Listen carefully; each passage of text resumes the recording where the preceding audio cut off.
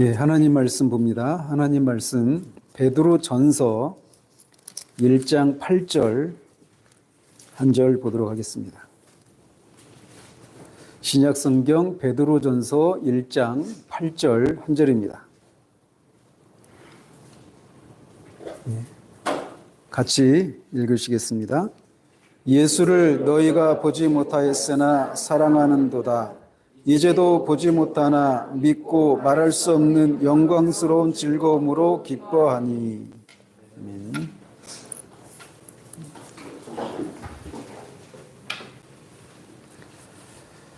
예.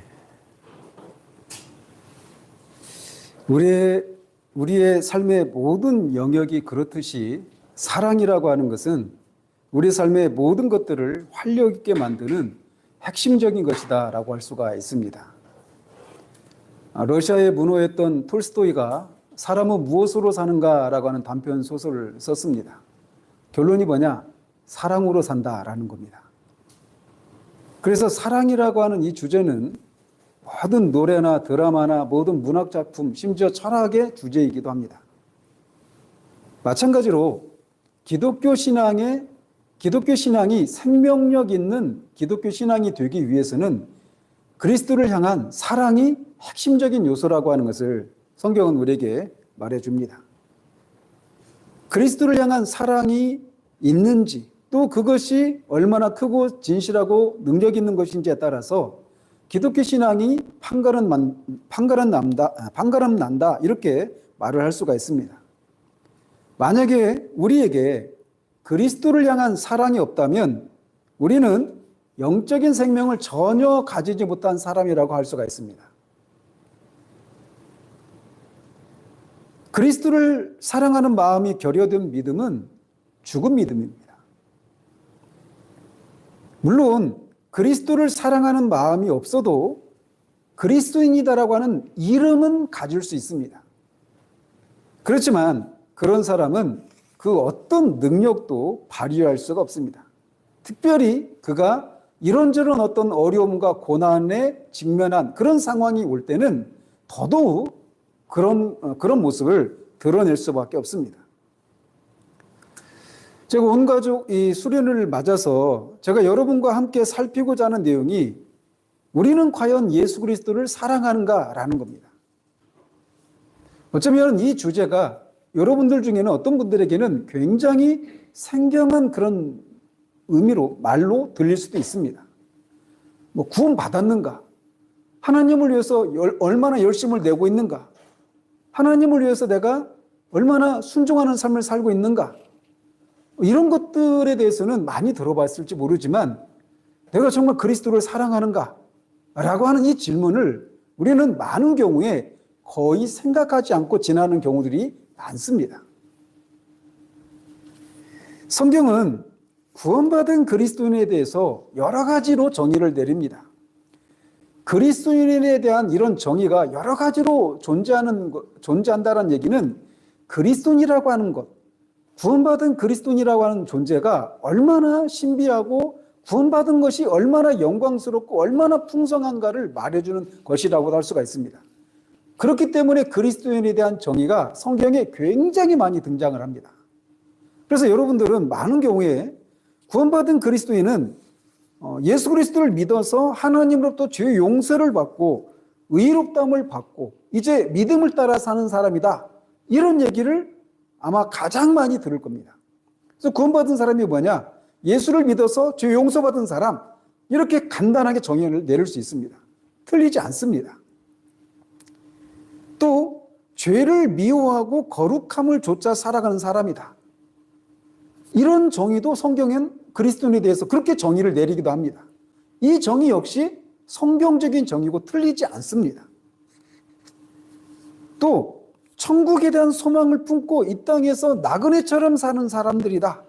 이런 얘기도 우리 성경은 우리에게 그리스도인에 대해서 그리스도인은 그런 사람이다. 이렇게 정의를 내리기도 합니다. 지금까지는 자기를 위해서 살았던 사람이 이제 자신의 죄를 회개하고 돌이켜서 하나님을 위해서 하나님의 영광을 위해서 살아가는 사람이 그리스도인이다. 이렇게도 정의를 내립니다. 이건 역시 성경에서 말하고 있는 그런 정의이기도 합니다. 그런데 우리가 살펴보려고 하는 이 주제와 관련해서 구원받은 참 그리스도인의 특징 중에 하나가 바로 예수 그리스도를 사랑하는 것이다라고 성경이 말하고 있다는 거예요. 그렇기 때문에 나는 예수 그리스도를 사랑하는가라고 하는 이 질문은 나는 구원받은 사람이 맞는가라고 하는 질문과 괴를 같이 하는 겁니다. 왜냐? 그리스도인은 그리스도를 한 번도 보지 못했지만 그리스도를 사랑하는 사람이 그리스도인이기 때문에 나는 그리스도를 사랑하는가라고 하는 질문에 대해서 내가 어떤 답을 가지고 있는가가 내가 정말 구원받은 그리스도인인가 아닌가를 말해주는 것이기도 하다란 말이에요. 그런데도 교회를 다니는 사람들 중에 많은 사람들은 이런 질문을 가지고 고민조차 하지 않은 채 나름대로의 신앙생활을 합니다. 제가 말씀을 전하면서 그 말씀을 전할 때 말씀의 은혜를 누리지 못하는 사람들이 있습니다. 가장 먼저는 어떤 사람들일까요? 목사예요. 저 같은 목사예요. 목사같이 말씀의 은혜를 누리기 쉽지 않은 어려운 사람이 없습니다. 저도 목사이지만 말씀의 은혜를 누리기가 정말 쉽지 않아요. 왜 그럴까요? 나도 안다라는 거죠. 그 다음에 사모예요. 그 다음에 교회를 오래 다니면 다닐수록 말씀의 은혜를 누리는 것이 쉽지가 않습니다. 그래서 나도 뭔가 안다. 나도 무엇인가 경험했다. 이런 생각을 갖고 있는 사람들에게 말씀을 전하는 것이 가장 힘듭니다.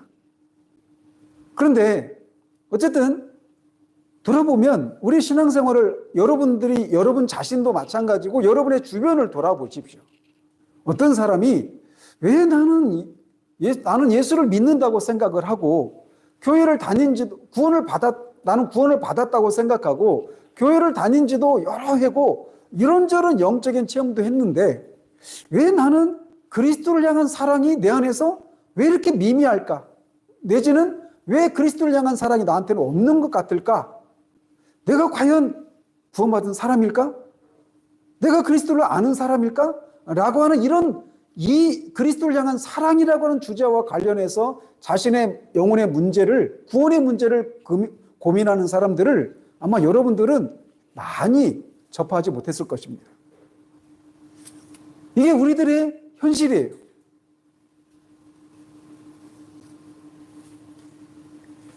그래서 많은 경우에는 이런 질문들을 하지를 않습니다. 근데 이런 질문하지 않는 것이 궁극적으로는 어떤 것과 관련이 되어 있느냐면 앞에서도 말씀드린 것처럼 내가 예수를 사랑하는가라고 하는 이 질문은 나는 과연 구원받았는가라고 하는 질문과 괴를 같이 한다고 그랬잖아요.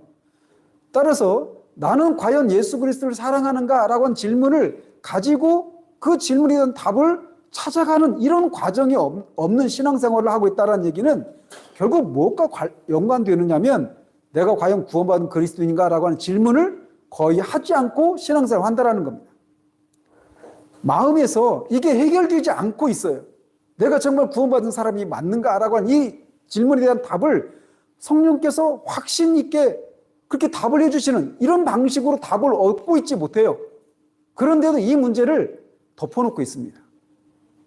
이 문제를 가지고 하나님 앞에 나가서 하나님이 주시는 답을 가지고 확신을 가지고 살아가야 되는데 이 질문을 그냥 누구에게도 말하지 않고 오히려 들킬 것에 대한 두려움 때문에 그냥 받은 것처럼 그렇게 몇 달, 몇 년을 그냥 그렇게 보내는 것입니다.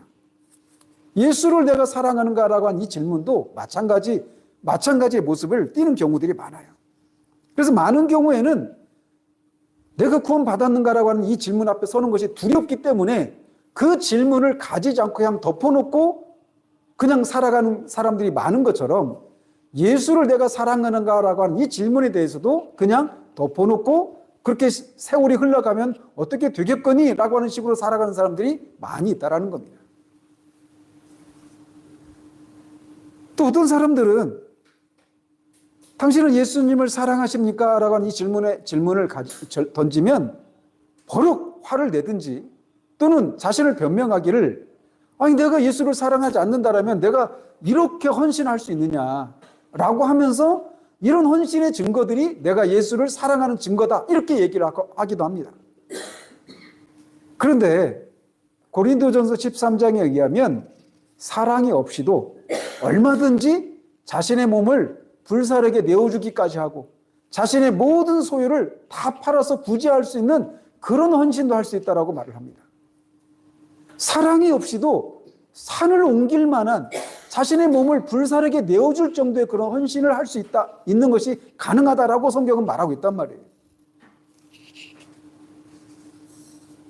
또 어떤 사람들은 맞습니다. 예수님을 사랑하는 그런 신앙생활을 해야 되는 것이 맞습니다. 이건 인정합니다.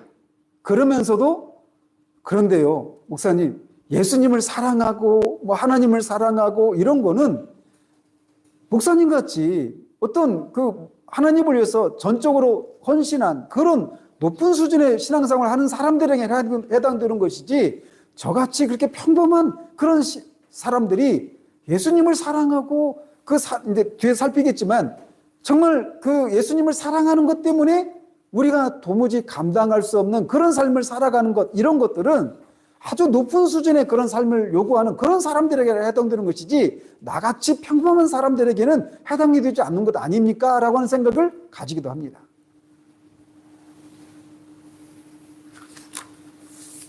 그런데 고린도전서 13장에서 사랑에 대해서 그렇게 역설했던 사도 바울은 같은 성경인 고린도전서 16장 22절에서 이렇게 말을 합니다. 만일 누구든지 주를 사랑하지 아니하면 저주를 받을지어다. 보지 못한 그리스도를 사랑하지 않는 사람을 향해서 그 사람은 저주를 받을 것이다라고 말하고 있어요. 그러니까 이 얘기는 예수님을 사랑하느냐 사랑하지 않느냐, 이 문제는 몇몇 어떤 특별한 사람들, 특별한 사역을 감당하도록 부르심을 받은 그런 사람들에게나 해당되는 것이 아니라고 하는 것을 성경은 우리에게 말해주고 있단 말이죠.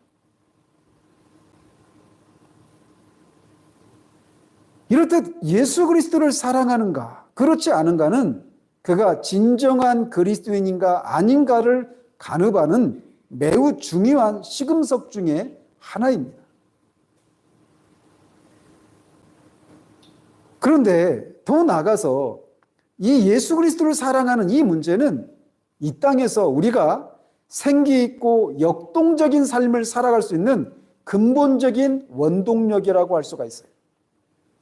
오늘 이 본문에 등장하는 이 편지를 받고 있는 사람들이 바로 그런 신뢰라고 할 수가 있습니다.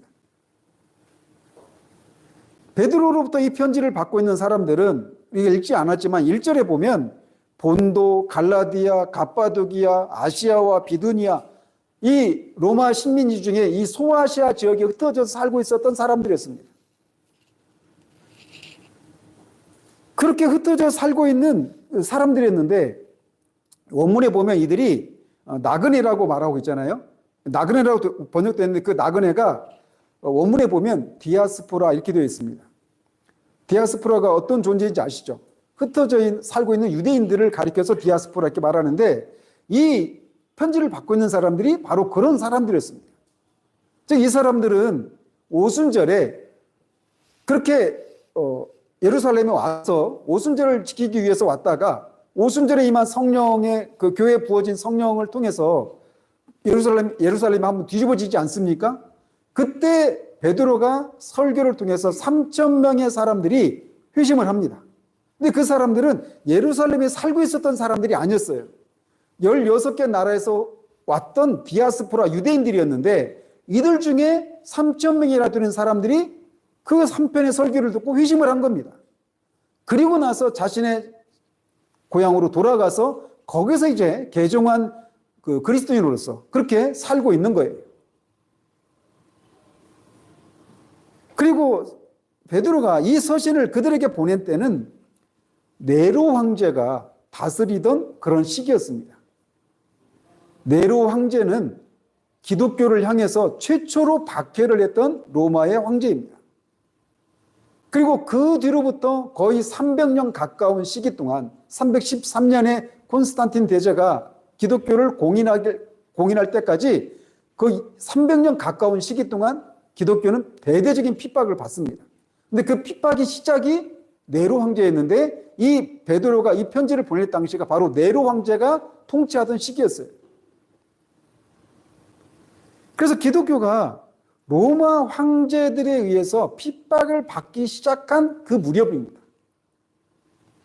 이 네로 황제는 로마에 대화재가 났습니다. 네로 황제 때. 그래서 로마에 있는 12개 구역으로 나누어져 있는 이 로마 지역이 거의 다 불에 타버렸어요. 그런데 유대인들이 모여 살고 있었던 그 지역에는 불이 안 났습니다. 그러니까 이거를 유대인들, 특별히 그리스도인들이 불을 질렀다. 이렇게 하면서 대대적인 핍박을 시작을 합니다. 그래서 그때 끔찍한 그런 핍박을 하죠. 그래서 사람을 가루등으로 썼어요. 그 나무에다가 사람을 매달아 놓고 거기에 불을 붙여서 막 기름 있으니까 막 활로 타지 않습니까? 그렇게 해서 사람들을 죽였어요. 그래서 그 당시에 내가 기독교인이다 라고 하는 사실은 생명을 잃는 것을 의미했습니다. 바로 그런 상황에서 지금 그리스도를 믿는 구원받은 그리스도를 향해서 이 사도 베드로가 편지를 보내고 있는 거예요. 특별히 이 개종한 유대인들은 로마 황제로부터 핍박을 받는 것보다 더 큰 핍박을 받았는데 그들은 누구로부터 그런 핍박을 받았느냐면 동료 유대인들로부터 더 큰 핍박을 받았습니다. 동족인 유대인들이 이 그리스도인들을 핍박을 했어요. 그래서 이중적인 핍박을 받고 있었던 상황이었던 겁니다. 이들은. 따라서 이 편지를 받고 있는 그리스도인들은 이미 시작된 핍박을 받는 중에 있었는데 그 핍박을 담대하게 맞을 수 있었던 원인에 대해서 오늘 본문에서 사도가 이렇게 말을 하는 거예요. 예수를 너희가 보지 못하였으나 사랑하는도다. 그러면서 이제도 보지 못하나 믿고 말할 수 없는 영광스러운 즐거움으로 기뻐하나니라고 말을 하고 있는 겁니다. 즉 이들은 비록 고난 중에 있었지만 그 속에서도 말할 수 없는 영광스러운 즐거움으로 기뻐하고 고난 앞에 용기 있게 맞이할 수 있었는데 그 이유 중에 하나가 뭐냐? 그들이 보지 못한 예수 그리스도를 사랑하는 것에 있다라고 말을 하고 있는 거예요. 예수를 믿는 것이 자신의 목숨을 잃는 것을 의미하는 그런 시대에 그 어마무시한 핍박이 자행되고 있던 시대에 그 핍박을 맞설 수 있는 용기의 원천이 사랑이라고 말을 하고 있는 겁니다. 오늘 구원받은 이들의 모습 속에서 우리는 구원받은 그리스도인이라고 하는 존재가 어떤 사람인가 또 어떤 사람이어야 하는가에 대해서 살펴보고자 하는 겁니다. 그래서 저는 오늘 구원받은 참된 그리스도인의 특징인 예수 그리스도를 사랑하는 것의 특징과 또 어떻게 보이지 않는 그리스도를 사랑할 수 있는지 또 어떻게 그 사랑이 점점 더 커져갈 수 있는지 이런 것들에 대해서 살펴보려고 합니다. 그리고 내일 저녁에는 이렇게 예수 그리스도를 사랑하는 자들에게 약속된 것이 무엇인가에 대해서 살펴보려고 합니다. 그래서 이제 이것과 관련해서 제가 두 번 설교할 거예요. 사도 베드로는 2절에서 참된 그리스도인의 특징에 대해서 이렇게 말을 합니다.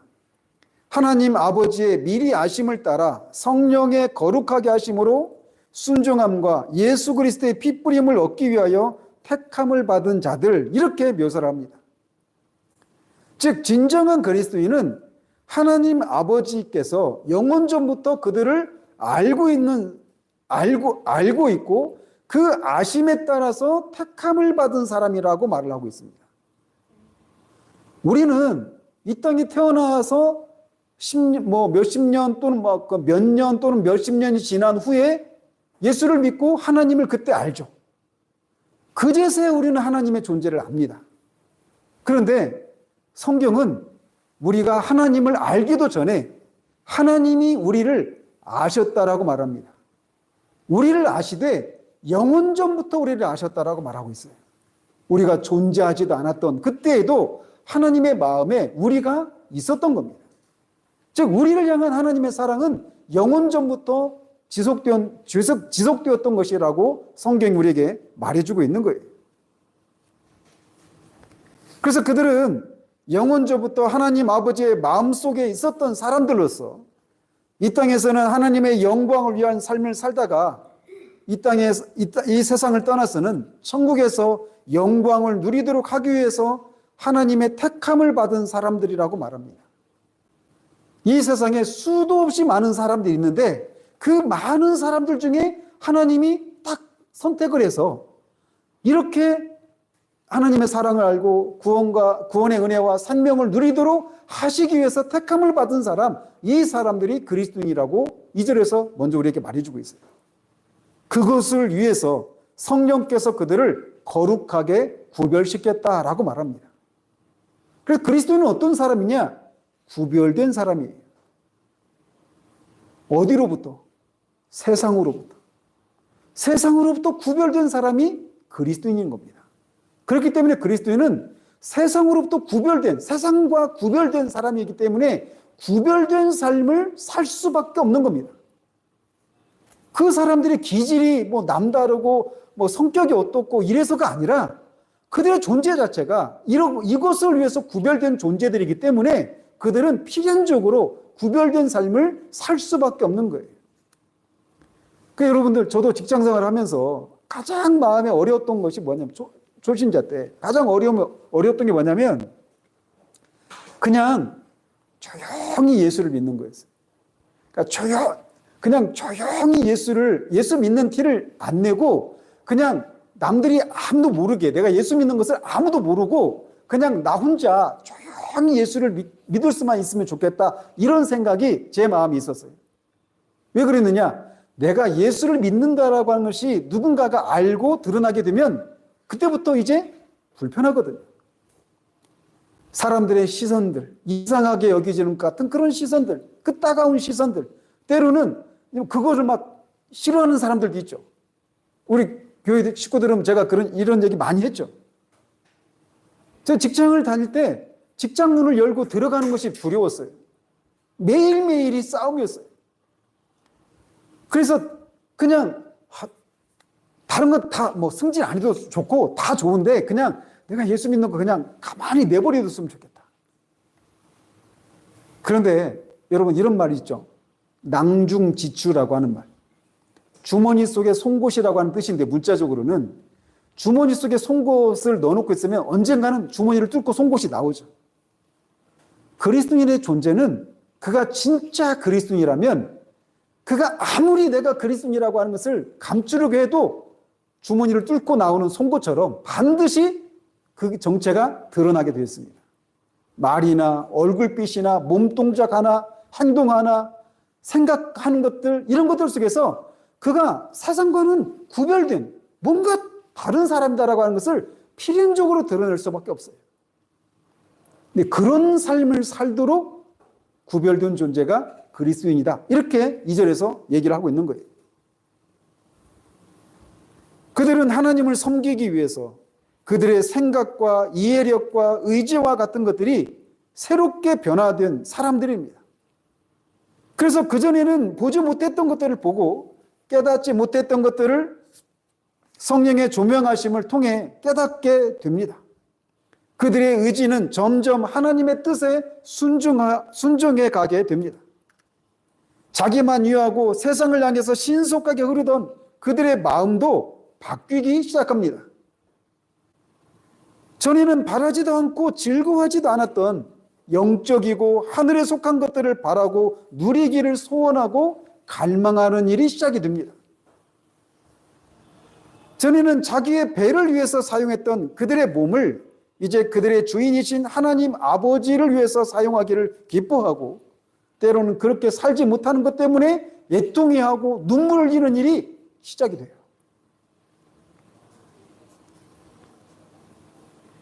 그들의 관점이 전과 완전히 새롭게 되었고 그들의 가치관이 전혀 새롭고 눈에 보이고 감각되는 것이 전부였던 그들의 눈에 이제 보이지 않는 세계와 보이지 않는 하나님과 그의 아들 예수 그리스도에 대한 새로운 관점과 사랑과 추구가 시작이 됩니다. 이런 면에서 그들은 구별된 존재들이다라고 할 수가 있는 거예요. 이것을 위해서 하나님은 성령을 통해서 그들을 구별하시고 어린 양 예수 그리스도의 피로 뿌림을 받고 그들의 죄가 용서받도록 해 주신 것입니다. 그래서 그들은 예수를 본 적이 없지만 사랑을 하기 시작합니다. 그리스도인들이 사랑하는 예수는 어떤 분이시라고 성경이 말을 하느냐? 그 예수는 하나님의 아들이신 분이었다라고 말을 합니다.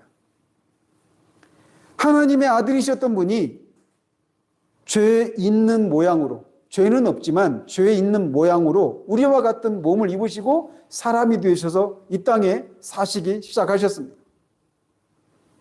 유대 땅 갈릴리 나사렛에서 약 30년을 가난한 목수의 아들로 살았던 분이 바로 그분이었습니다. 그리고 약 3년 동안 병든 자를 고쳐주시고 귀신을 쫓아내시고 하나님 나라의 복음을 전하시다가 결국에는 유대 당국자들에 의해서 십자가에 죽으신 분이십니다. 유대인들에게 있어서 십자가에서 죽는다라고 하는 것, 십자가는 결국 나무 십자가인데 나무에 달려 죽는 것은 하나님의 저주를 받아서 죽은 것을 의미합니다. 즉, 이 예수는 하나님의 저주를 받아서 십자가에서 죽으신 거예요. 그런데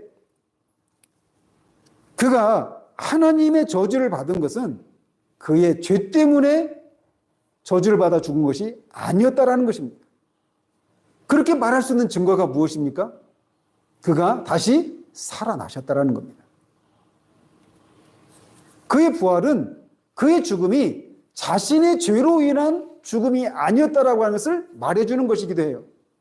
그러면 왜 그는 하나님의 저주를 받는 십자가에서 저주를 받는 죽음인 십자가에서 죽는 일이 있어야만 했는가? 그건 바로 저와 여러분들의 죄 때문입니다. 여러분들의 죄 때문에, 우리들의 죄 때문에 이 하나님의 아들이 십자가에서 우리가 받아야 될 하나님의 진노를 대신 받으시고 십자가에서 죽으신 거예요. 그리고 우리가 지금 오전 예배 때 계속 살피고 있는 것처럼 우리를 위해서 죽으실 뿐만 아니라 우리와 함께 그가 십자가에서 죽으셨다라는 겁니다. 그래서 그가 십자가에 죽으실 때 우리도 그와 함께 십자가에 죽었어요. 그 결과 우리는 죄에 대한 형벌을 이미 다 치른 사람이 되었고 또 뿐만 아니라 우리는 죄의 권세로부터도 해방된 사람이 될 수 있었던 것입니다. 그래서 바로 이것을 말하는 성경이 이것을 말하고 있는데 이것을 믿는 자들은 다 죄의 용서를 받는다라고 성경이 말해주고 있어요. 그래서 예수를 믿는다, 구원을 받는다, 죄의 용서를 받는다라고 하는 것은 바로 이 사실을 믿는 것을 의미하는 거예요. 십자가에 죽으시고 다시 사신 예수가 바로 나를 위해서 죽으셨다라고 하는 것. 그래서 그를 믿는 자마다 죄의 용서를 해주신다고 하는 이 하나님의 말씀을 믿으면 누구든지 죄의 용서를 받고 한 번도 죄를 짓지 않은 사람으로 여겨주신다라고 하는 이 진리를 믿을 때 그는 죄 용서를 받고 그리스도인이 되는 것입니다.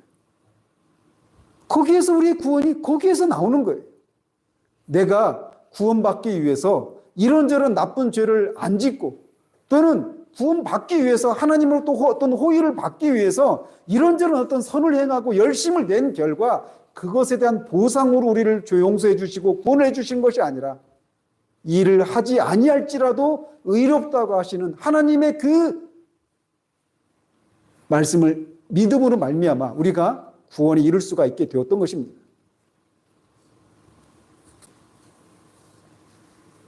그렇게 예수님은 우리의 죄를 위해서 십자가에 죽으시고 다시 살아나셨어요. 그리고 이 땅에서 40일을 머무시다가 승천하시고 아버지로부터 성령을 받아서 교회에 성령을 보내주셨습니다. 그리고 그 그리스도는 지금 어디에 계십니까? 지금 천국에 계시죠. 하나님 보좌 우편에 앉아 계십니다.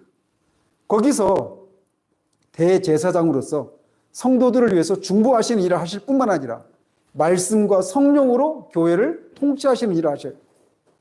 또 요한복음 14장에 의하면 그렇게 이 땅에서 주님을 위해서 수고하고 애쓴 이 하나님의 백성들이 머물 처소를 마련하고 계시다라고 말하고 있습니다. 그리스도인들이 사랑하는 예수 그리스도는 바로 이런 분이십니다.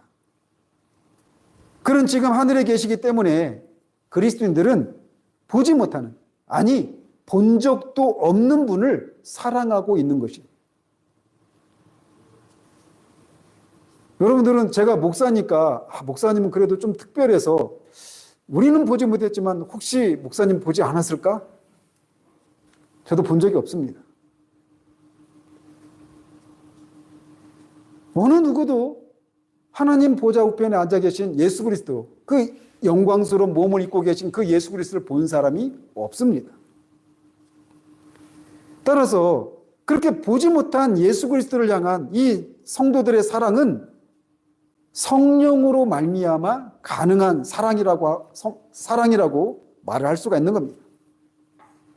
그들은 예수 그리스도를 본 적이 없지만 그리스도의 영이신 성령께서 예수 그리스도를 그들에게 계시해 주시는 거예요. 제가 저번 주 오후 예배 때도 말씀드렸죠. 성령은 인격이시기 때문에 성령 충만함을 경험하면 가장 먼저는 성령님이 인격이시기 때문에 인격이신 성부 하나님, 성자 하나님을 우리들에게 계시해 주신다고 그랬잖아요. 그분의 임재가 그분의 하나님이라고 하는 개념 자체가 그냥 개념으로만 있었어요. 예수님도 그냥 이야기 속에 등장했던 그냥 역사 속의 어떤 한 인물, 그런 개념으로만 있었습니다. 근데 성령을 통하면 우리가 인격이신 하나님을 경험하는 일들이 일어나기 시작하는 거예요. 바로 이 성령께서 우리가 한 번도 보지 못했던 그리스도, 지금 하나님 보좌 우편에 앉아 있어서 볼 수가 없는 그 예수님을 우리가 눈으로 보는 것보다 더 분명하게 예수님을 우리에게 조명하시고 계시해 주시는 거예요. 그래서 예수 그리스도를 보지 못했지만 사랑하는 것이 가능하게 되는 것입니다.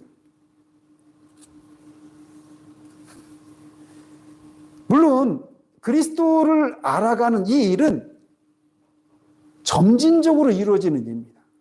그러나 분명히 그 일의 시작은 있어요. 즉, 한 번에 예수 그리스도의 인격의 그런 탁월함과 아름다움을 모두 알게 되는 것이 아니라 점진적으로 그분의 때에 우리가 그분을 더 분명히 알게 되는 것입니다. 따라서 참된 그리스도인들은 예수 그리스도를 육체의 눈으로 보는 것이 아니라 믿음의 눈으로 보는 것입니다. 보지 못한 그리스도를 사랑하기 위해서는 그분이 우리의 사랑을 받을 만한 분이라고 하는 지식이 없이는 그분을 우리는 사랑할 수가 없습니다. 예수 그리스도가 사랑할 만한 분이라는 사실을 깨닫게 하시는 분이 바로 성령님이시에요. 성령님은 숨어 계시는 분이십니다. 자신의 존재를 드러내지 않으시는 분이에요. 그래서 성령님은 성령이라고 하는 고유한 이름을 가지고 계신 하나님이시지만 성령님이 하나님의 영 또는 그리스도의 영 이렇게 부르는 이유가 뭐냐면 그분이 하시는 일은 하나님을, 그리스도를 드러내고 그분이 하신 일들을 드러냄으로 말미암아 성부와 성자께서 영광을 받으시도록 하는 일이 성령 하나님이 하시는 일이십니다. 그래서 성령 하나님은 별명이 있어요. 숨어 계시는 하나님이라고 하는 별명이 있단 말이에요. 그래서 성령을 우리가 받았는가 안 받았는가 이런 얘기가 많이 있잖아요. 여러분 유튜브에 보면 내가 성령을 받았는지 안 받았는지 어떻게 확인할 수 있습니까? 이런 질문들이 많습니다. 근데 그 질문에 답을 할 때 핵심을 비껴가고 있는 답들이 많이 있어요. 근데 내가 성령을 받았는가 안 받았는가는 뭐 방언을 했는지 뭐 신의 은사를 경험했는지 어떤 영적인 체험을 했는지 이게 아닙니다. 성령을 받았는가 안 받았는가의 첫 번째 증거는 뭐냐면 그러니까 우리가 아는가예요. 성경이 말하는 대로 그리스도를 내가 믿고 알고 있는가? 왜? 그것이 있다는 얘기는 바로 성령께서 그렇게 하셨기 때문에 우리가 그렇게 믿는 겁니다. 지금 이 자리에 계신 분들도 예수님에 대해서 성경이 말하는 대로 예수님이 그런 분이라고 믿고 있는 분도 계시고, 어떤 분들은 그렇지 않은 분도 계셔요. 그 차이가 무엇이냐? 성령께서 그것을 여러분들의 영혼에 계시해 주셨는가, 조명해 주셨는가, 그렇지 않느냐의 차이 때문에 그런 차이가 발생하는 겁니다. 성령님이 우리 안에, 성령께서 하시는 일이 바로 그렇게 예수 그리스도를 우리에게 계시해 주시는 일을 하시는 거예요. 그래서 그 그리스도가 우리의 사랑을 받을 만한 분이시라고 하는 것을 성령께서 우리에게 계시해 주셨기 때문에 우리가 예수 그리스도를 한 번도 본 적이 없지만 그리스도를 사랑할 수 있게 되는 겁니다. 여러분이 여기 우리 주일학교 친구들도 있는데 여러분이 신랑을 사랑해요, 하연이? 왜요? 누군지 모르잖아요. 누군지 모르는 존재를 우리는 사랑할 수가 없어요. 사랑하려면 그 대상이 누구인가를 알아야 됩니다. 알지 못하는 대상을 향해서 우리는 사랑할 수가 없어요. 마찬가지로 예수 그리스도는 지금 2000년 전에 이 땅에 사셨다가 십자가에 죽으시고 지금 하나님 보좌 우편에 앉아 계셔요. 근데 그분을 우리가 사랑할 수가 없어요. 현재적으로 말이에요. 근데 그게 가능하다라는 거죠. 성령의 역사하심을 통해서 말이에요. 그래서 우리가 예수 그리스도를 성경이 말하는 대로 믿고 있고 그 예수 그리스도를 우리가 사랑하고 있다라면 우리는 성령을 소유한 사람들입니다. 성령님이 우리 안에 내주하신다라고 말할 수 있는 사람이란 말이에요. 성령님은 우리에게 믿음을 주셔서 예수 그리스도가 어떤 분이신지, 그분이 이루신 일이 무엇이고 그 일이 누구를 위한 것인지, 그리고 그분이 이루신 그 일들을 통해서 그분을 믿는 자들에게 약속된 복이 무엇인지, 예수 그리스도 안에 얼마나 풍성한 보화와 각종 지혜가 담겨 있는지를 깨닫게 하십니다. 그래서 누구든지 학력이 높든 낮든 사회적인 배경이 낮은 수준에 있든 그렇지 않든 누구를 막론하고 나이가 많든 나이가 어리든 누구를 가리지 않고 성령의 조명하심을 받으면 누구라도 예수 그리스도를 사랑하게 되어 있습니다. 이거는 그 사람의 신앙 경륜이 얼마나 오래되었느냐에 달려있는 게 아닙니다. 그 사람의 지적인 수준이 얼마나 뛰어나냐 이것에 달려있지도 않습니다. 사회적인 지위에도 달려있지 않아요. 성령께서 그에게 조명해 주시면 누구라도 예수님을 알고 예수님을 믿고 예수님을 사랑하게 되어 있습니다. 따라서 성령의 조명을 받은 참된 그리스도인은 예수 그리스도와 연합되기를 소망하고 그분과 더욱더 친밀한 교제를 나누기를 갈망을 합니다. 그리고 이 갈망이 시작되기 전에는 이것이 무엇인지 알 수도 없고 상상도 할 수 없어요. 그래서 많은 경우에 그렇게 멀쩡하게 같이 교회 다니고 그렇게 했던 사람들 중에 진짜 그 사람이 그냥 교회만 다니는 것이 아니라 이렇게 성령의 조명하심을 통해서 예수 그리스도를 눈에 보는 것처럼 그렇게 보는 그런 일들이 있게 되고 그 그리스도를 사랑하고 그리스도를 알고 싶어하고 그리스도와 함께하고 싶고 그리스도를 추구하는 이런 갈망이 시작되는 그 사람을 누군가 발견하게 되면 그 사람을 옆에서 지켜봤던 사람이 나도 저런 일이 일어났으면 좋겠다 이런 반응을 보이는 것이 거의 없어요. 오히려 정반대로 그 사람을 이상하게 보기 시작합니다. 대부분 그래요. 자기는 정상이고 이 사람이 정말 뭔가 좀 이상한 일이 일어난 그런 것처럼 생각합니다. 심지어는 이단에 빠진 거 아니야? 광신자 아니야? 이런 시각이 대부분이에요. 그래서 그리스도를 더 알고 그리스도와 더 친밀한 교제를 나누고 싶은 이 갈망은 이게 시작되기 전에는 그게 무엇인지를 이해를 못합니다. 부부가 상대방을 향해서 더욱더 알고 더욱더 사랑하고 더욱더 연합되기를 갈망하는 것처럼 참된 그리스도인은 그의 신랑 되신 예수 그리스도를 더욱더 알고 그분과 더 연합되고 그분과 더 친밀한 교제를 나누고 싶어하는 일이 일어나기 시작하는 거예요. 여러분이 시험에 걸릴까 봐 말씀을 드리면 이거는 사람마다 정도의 차이는 있지만 있고 없고는 분명한 현격한 차이가 있습니다.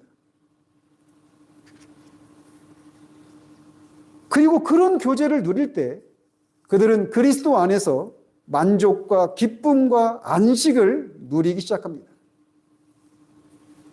참된 그리스도인 안에 있는 이런 사랑은 그리스도의 뜻을 알고 그분의 뜻에 순종하고자 하는 그런 모습으로 나타납니다.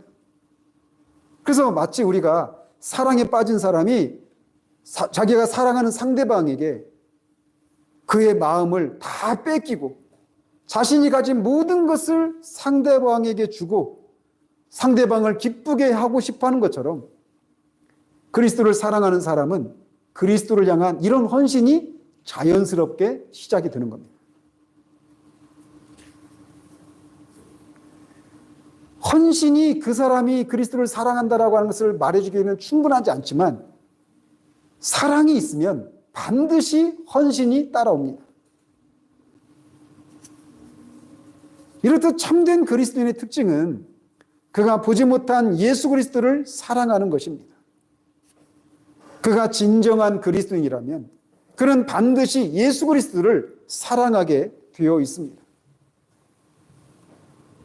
여러분, 여기 있는 표현처럼 보지 못한 예수 그리스도를 사랑하는 것, 이거는 얼마나 귀한 일입니까? 앞에서도 말씀드린 대로 예수 그리스도를 사랑하는 것은 믿음의 눈으로 그리스도를 바라본 사람들만 가능한 일입니다.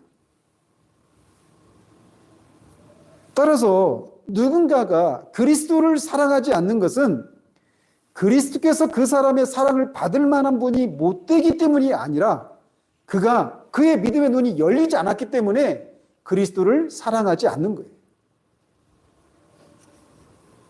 그들의 눈이 가려져서 예수 그리스도를 보지 못했기 때문에 사랑하지 못하는 것입니다. 그러나 참된 그리스도인들은 성령에 의해서 믿음의 눈이 열리고 성령에 의해서 영적인 것들에 대한 그 본질을 이해하고 영적인 것들의 맛과 풍미를 인식할 수 있는 영적인 지각과 미각을 갖춘 사람들이어서 모든 선의 근원이신 예수 그리스도를 사랑하지 않을 수 없는 사람들입니다. 오직 참된 그리스도인만 보이지 않는 예수 그리스도를 사랑할 수 있는 사람들입니다. 이렇듯 예수 그리스도를 사랑하는 것은 오직 참된 그리스도인들에게만 허락된 특권이다라고 하는 것을 성경은 우리에게 말해주고 있습니다. 그러나 이것은 특권인 것과 동시에 우리가 반드시 지켜야만 하는 의무이기도 합니다. 주님이 잡히셨을 때 베드로는 3번이나 주님을 모른다라고 부인을 했습니다. 그 베드로를 예수님이 다시 만나셔서 부활하시고 다시 만나셔서 그를 향해서 질문을 하시죠. 3번을 질문하죠. 질문의 내용은 네가 나를 사랑하느냐였습니다. 그 질문, 그 수많은 질문들 중에 왜 예수님은 베드로를 향해서 네가 나를 사랑하느냐라고 하는 질문을 하셨을까요? 그리스도를 향한 사랑, 이게 기독교 신앙의 핵심이기 때문에 그렇습니다. 사랑이 있으면, 주님을 향한 사랑이 있으면 우리가 주님을 위해서 어떤 대가를 치르는 일도 가능하게 되기 때문에 네가 나를 사랑하느냐라고 묻는 거예요. 참된 그리스도인은 보이지 않는 그리스도를 사랑하는 사람인데 그 그리스도를 향한 사랑은 다음과 같은 특징을 가지고 있습니다. 먼저는 그리스도를 향한 신자의 사랑은 우리가 사람들 사이에서 보이는 것과 같은 그런 사랑으로 사랑하는 게 아니라는 겁니다. 그리스도를 향한 사랑은 신실한 사랑이어야만 합니다. 주님을 향한 사랑은 단지 외적인 행동과 고백으로만 이루어진 것이 아니라 이것이 우리의 마음 깊은 곳으로부터 우러나오는 진실하고 신실한 사랑이어야 한다는 겁니다. 이것은 다른 말로는 그리스도를 향한 사랑 때문에 자신이 그리스도로부터 무엇인가를 얻을 요량으로 그리스도를 사랑하는 것이 아니라는 겁니다. 그리스도 그분 자신이 사랑받을 만한 분이라고 하는 것을 알기에 그분을 사랑하는 거예요. 물론 우리는 처음부터 그런 사랑으로 시작되는 건 아닙니다. 우리가 예수 그리스도를 사랑하는 첫 시작은 뭡니까? 다 우리가 뭐 하기 위해서? 우리가 구원받기 위해서예요. 구원받기 위해서 예수님을 믿고 예수님을 향한 사랑이 그렇게 시작되는 겁니다. 근데 그렇게 시작된 그리스도를 향한 신자의 사랑은 내가 주님께 순종하면 주님이 이런저런 복을 주시겠지라고 하는 이거 어떤 계산적인 것에서 주님을 향한 사랑이 나오는 게 아니라는 거예요. 뿐만 아니라 그리스도를 향한 신자의 사랑은 최상의 사랑이어야 합니다.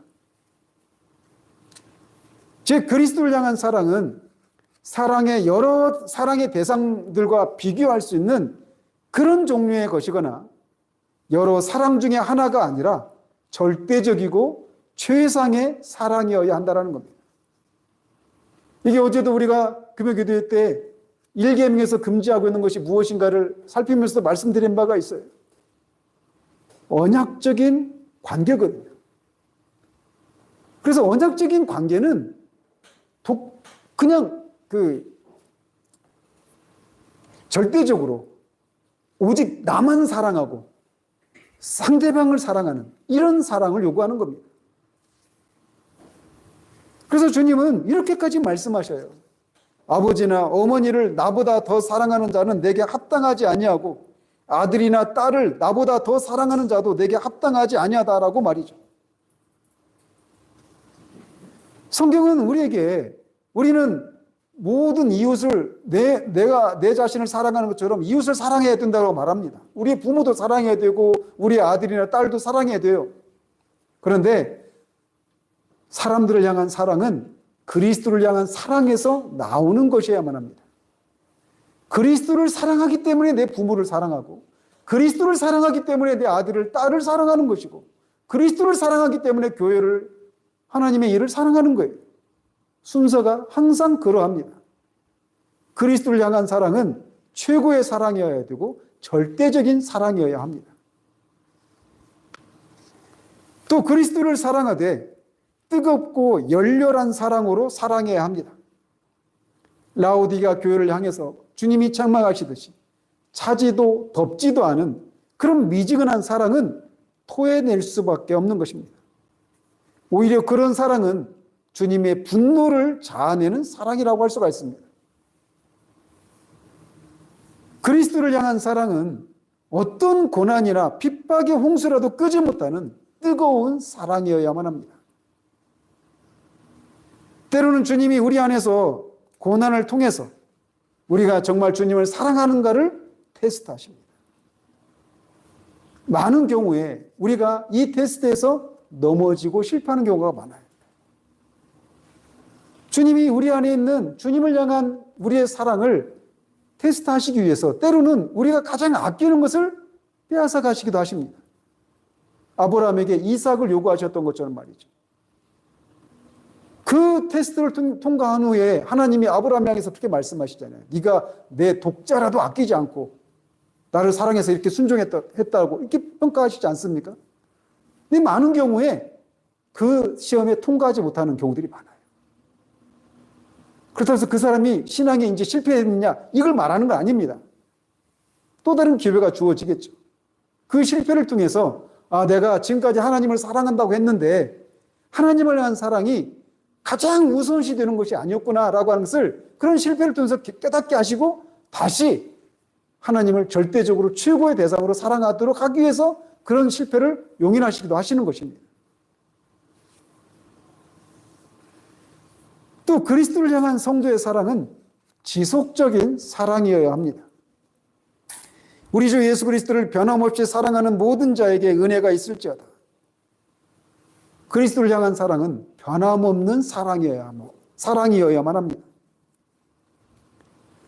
우리가 이 땅을 살아가면서 우리의 사랑을 받았던 것들이 많이 있었죠. 그게 사람도 있었고 여러 가지 일도 있었고 어떤 물건도 있을 수 있었습니다. 그런데 그런 사랑은 다 지나가는 것들입니다.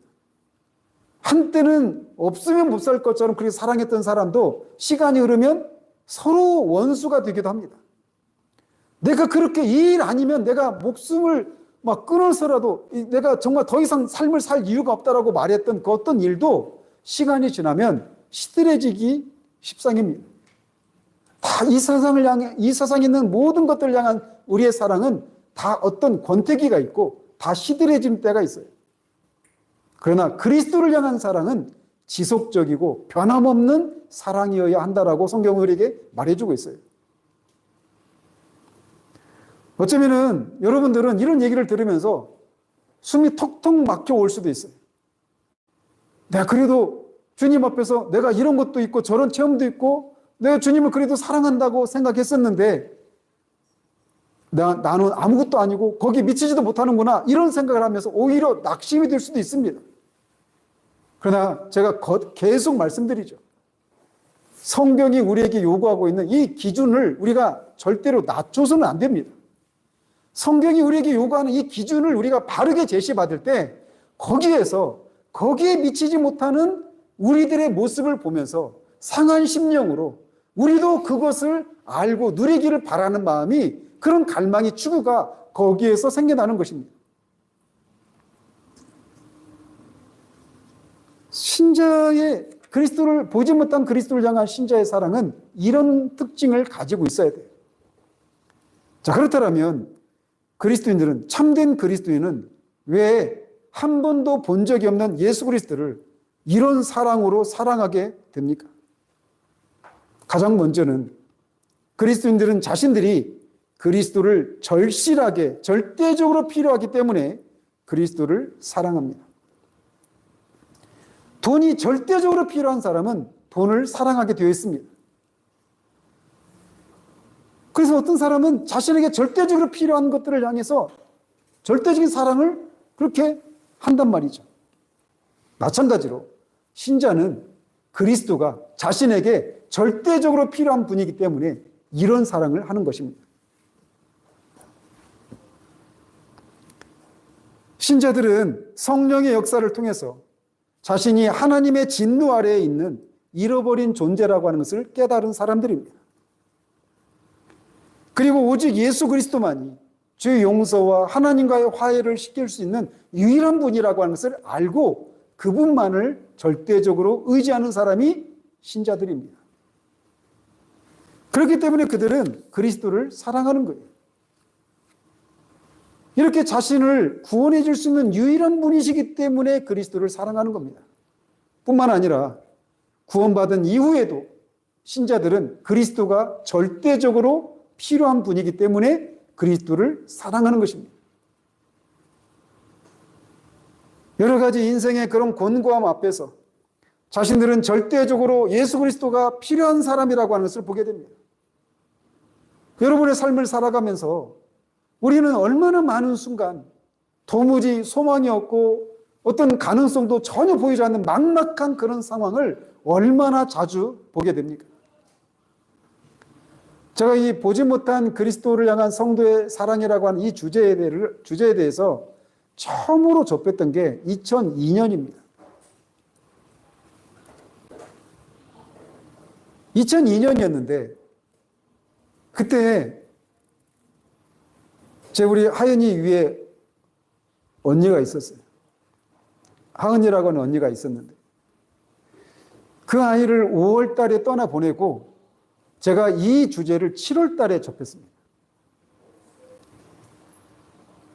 그때 이 어떤 수련회에 가서 이제 다니던 교회 그 수련회에서 이거를 설교를 하셨는데 제가 그때 얼마나 많이 울었는지 몰라요.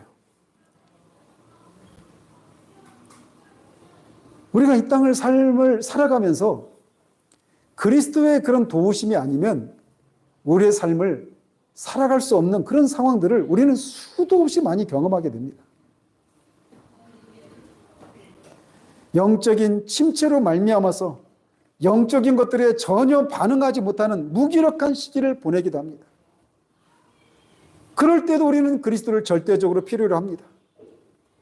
또 슬픔과 두려움이 우리를 사로잡을 때, 여러 가지 의심에 사로잡혀 있을 때 우리들은 우리들의 무능력을 발견합니다. 그리고 이 모든 상황에서 도움을 주시고 건져줄 수 있는 분이 바로 예수 그리스도라는 사실을 알고 우리는 그리스도를 사랑하게 되는 것입니다. 이렇듯 그리스도인이 그리스도를 사랑하는 첫 번째 이유는 그리스도가 그들에게 절대적으로 필요한 분이기 때문에 그래요. 이 사실은 역으로 여러분들이 스스로 질문을 던져봐야 되는 겁니다. 정말 그리스도가 나에게, 내가 그리스도를 향한 사랑이 현재적으로 내가 작동이 되지 않고 있다는 이 얘기는 그리스도가 나에게 절대적인 분이 아니구나라고 하는 이런 것을 자각할 필요가 있는 거예요. 두 번째로 신자들이 보지 못한 그리스도를 사랑하는 두 번째 이유는 그들이 믿음의 눈으로 예수 그리스도의 인격의 탁월함과 아름다움을 보기 때문에 그분을 사랑하는 것입니다.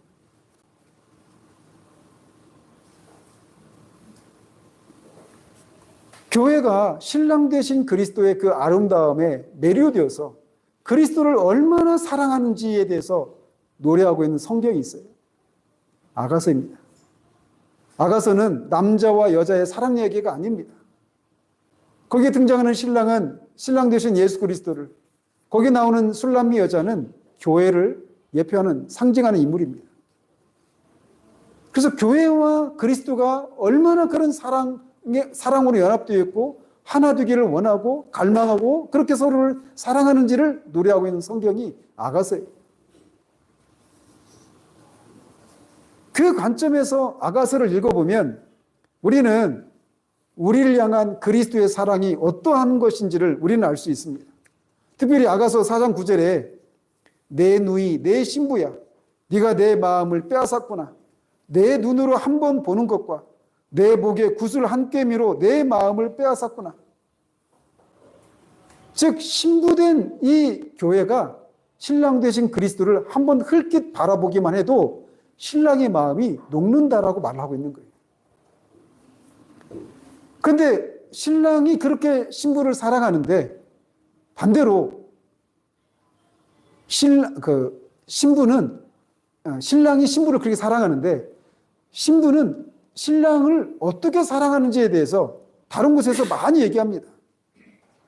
한마디로 얘기하면 그 신랑의 존재 자체가 너무나 사랑스럽기 때문에 내가 신랑을 사랑한다라고 고백하고 있어요. 참된 그리스도인들은 예수 그리스도가 영광의 몸을 입으신 것을 보고 그분을 사랑합니다. 그분이 이 땅에 사시면서 만났던 사람들을 대하는 그분의 인격과 이 성품에서 신부는 신랑을 그렇게 사랑을 합니다. 그분의 인성은 얼마나 인간이 될 수 있는 최고치가 그분의 모습입니다. 인간이 가장 최고조에 다다랐을 때가 바로 부활하신 그리스도의 인성입니다. 이 땅에서 조금이지만, 전부는 아니지만 그리스도인들은 그리스도의 그 부활하신 그 영광스러운 인성의 그 아름다움을 조금 맛보고 그 신랑 되신 그리스도를 그렇게 사랑하는 것이에요. 그분은 가장 탁월하고 아름다운 분이십니다. 즉 그리스도가 그리스도의 그 인격의 탁월함과 아름다움을 맛보기 때문에 보지 못한 그리스도를 사랑한다라는 거예요. 여러분이 성경을 읽을 때 그런 관점으로 성경을 읽으시길 바랍니다. 수가성의 여인을 만날 때 그 나타난 예수님, 아무도 그 수가성의 여인을 상대하려고 하지 않았어요. 그래서 아무도 다니지 않는 그 뜨거운 시간에 우물가에 갔단 말이죠. 근데 그 여인을 예수님이 만나십니다. 그리고 그 여인의 그 영혼 깊은 곳에 있는 영적인 갈망을 이끌어내셔요. 삭개오, 예수님이 만났던 사람들 한번 옆면 보십시오. 가늠한 현장에서 잡혔던 여인, 문둥병자, 죄인들, 세리들, 다 그 사람들 하나하나는 사람들이 다 손가락질하고 누구도 가까이 하려고 하지 않았던 사람들이었습니다. 근데 그 사람들을 예수님이 만지시기도 하시고 가까이 하시고 사랑으로 품으시고 죄를 용서하시기도 하시고, 그런 과정 속에 그런 일이, 그런 사건이 있었구나, 이런 것으로 그치지 마시고 그렇게 하시는 예수님, 그런 사람을 대하시는 예수님의 인격이 얼마나 탁월하고 아름다운가를 보시기를 바란단 말이죠. 우리는 바로 그런 예수님을 닮도록 부르심을 받은 사람들입니다.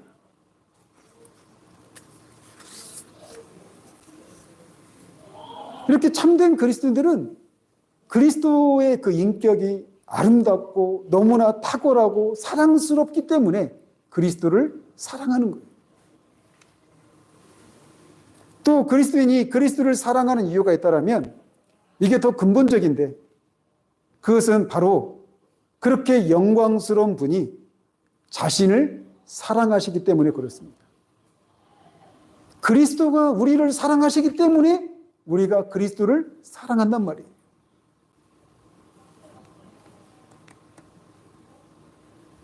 신부된 교회를 향한 그리스도의 사랑은 정말 놀랍도록 신실하고 아름답습니다. 그분은 신부된 교회가 슬픔을 겪고 아픔을 겪을 때 긍휼과 자비가 가득한 눈으로 그들을 바라보십니다. 한순간도 그분의 시선에, 교회를 향해서 그분의 시선이 떼진 적이 한 번도 없습니다. 모든 상황 가운데 그분이 교회를 그렇게 사랑과 긍휼과 자비의 눈으로 바라보고 계셔요. 심지어는 그의 신부가 자신이 아니라, 신랑된 자신이 아니라 외간 남자인 세상을 향해서 외도할 때조차도 그는 여전히 마음의 아픔을 느끼면서도 언제나 그 자리에서 아픈 사랑을 하고 계십니다. 여러분들 중에도 돌아보면 정말 주님이 자신을 사랑하셔서 주님을 위해서 내가 헌신된 삶을 살아야 되겠다, 주님을 위해서 살아야 되겠다, 이렇게 충성된 그런 고백을 하고 그런 삶을 살다가 주님을 떠나서 오래도록 주님을 떠나서 삶을 살던 사람들도 있습니다. 그런데 놀랍게도 어떤 계기가 되어서 내가 주님께로 돌아갔는데 거기 계신 거예요. 여전히 거기 계신 겁니다. 교회를 향한 신랑의 이 사랑은 이 세상에서 우리가 어떤 곳에서도 발견할 수 없는 그런 독특한, 거룩한, 순결한 사랑입니다. 그 사랑을 알기 때문에 그리스도를 사랑하는 거예요. 슬픔을 당한 자들을 위로하고 병든 자들을 고치시기도 하시고 두려움에 떨고 있는 자들에게 용기를 불어넣어 주시고 의심하는 자들에게는 확신을 주시고 가난할 때 그들의 부유함이 되어주시는 분이 바로 그리스도이십니다. 그의 신부가 이 땅에 살면서 겪는 모든 상황 속에서 언제나 그 사랑으로 그들을 대하시는 분이 그리스도이십니다. 죽음을 앞둔 그의 신부들을 붙들어 주시고 죽은 다음에 천국에서도 그분은 그들을 사랑하십니다.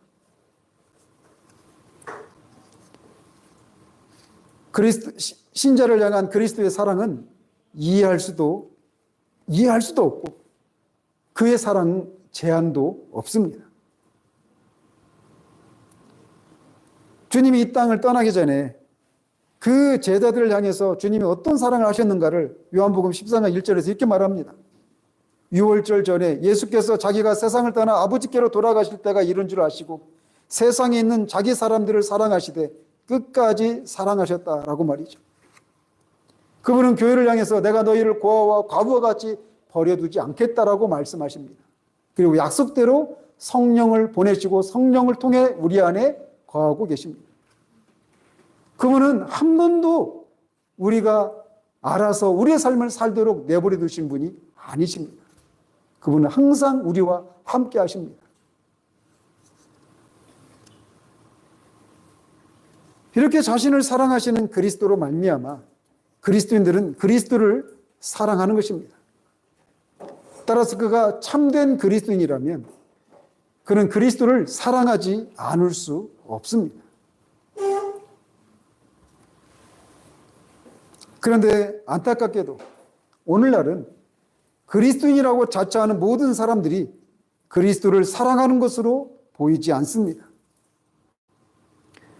이 당시 이 편지를 받고 있었던 초대교회 때와 같이 자신이 그리스도인이다라고 고백하는 순간 온갖 핍박을 받아야만 했던 때에 어떤 사람이 나는 그리스도인이다 이렇게 고백하는 것은 그 사람은 진짜 그리스도인이다 이렇게 말할 수가 있습니다.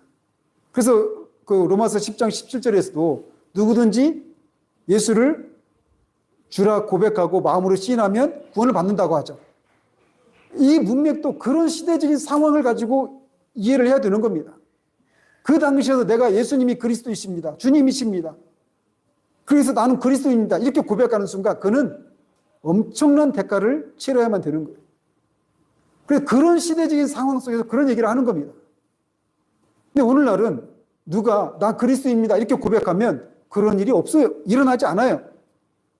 그래서 나는 그리스도인이라고 고백하는 사람들이 교회 안에 수도 없이 많지만 이 당시 그리스도인들은 이 편지를 받고 있는 이 그리스도인들이 예수를 보지 못했지만 그리스도를 사랑하고 즐거워하는 것 때문에 고난을 그렇게 목숨을 잃을 수도 있는 그런 고난을 담대하게 맞설 수 있는 그런 삶을 살았는데 오늘날에는 그런 사람들을 찾아보기가 쉽지 않다는 말이에요.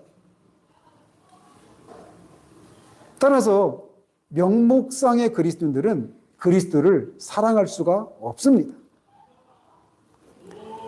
또 영적으로 무지해서 그리스도에 대해서 알지 못하는 사람도 그를 사랑할 수 없는 것은 당연합니다.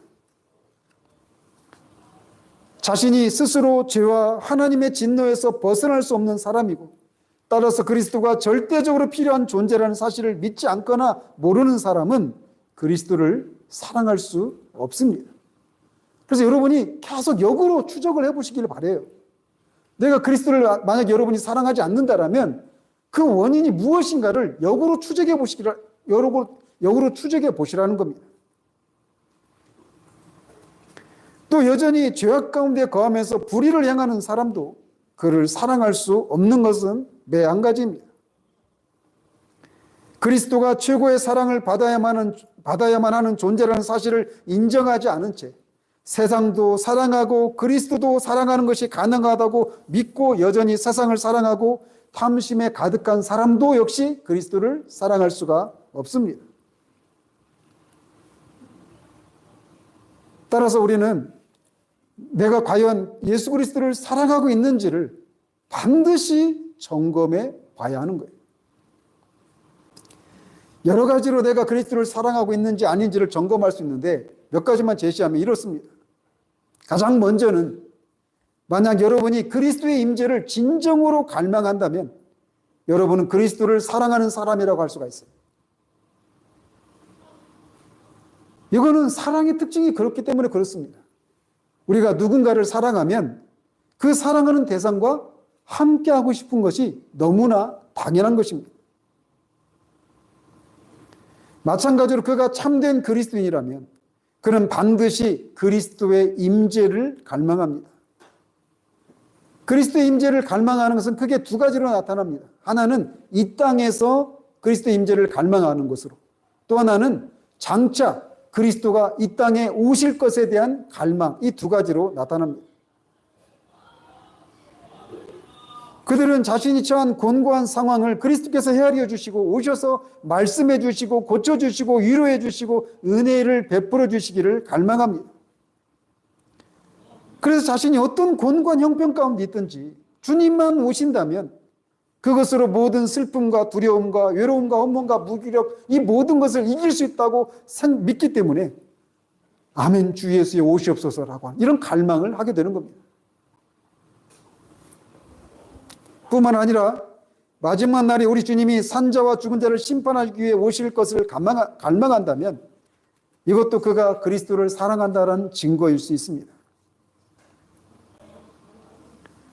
주님을 주님으로 인정하지 않는 이 세상의 악함과 불의가 횡행하고 공의가 뒤틀린 세상과 하나님을 향한 신성 모독적인 현실을 뒤엎고 주님이 세상을 심판할 불심을 드러내시고 온 세상으로부터 합당한 영광을 받으시기를 소망하고 그분이 오시기를 갈망하고 있다라면 그 사람은 그리스도를 사랑하는 사람이다라고 할 수가 있습니다. 이렇게 우리가 그리스도와 함께하고 그리스도의 임재를 갈망하고 있다라면 우리는 그리스도를 사랑하고 있다 이렇게 볼 수가 있는 거예요. 이렇게 주님의 임재를 갈망할 뿐만 아니라 그 주님을 만날 수 있는 길과 방편을 사랑한다면 그는 그리스도를 사랑하는 사람이다라고 말할 수가 있습니다. 보지 못한 그리스도를 우리는 어떻게 만날 수 있을까요? 바로 이 그리스도를 만날 수 있는 길이요 방편인 우리가 소위 말하는 은혜의 방편을 통해서 그리스도를 만나는 겁니다.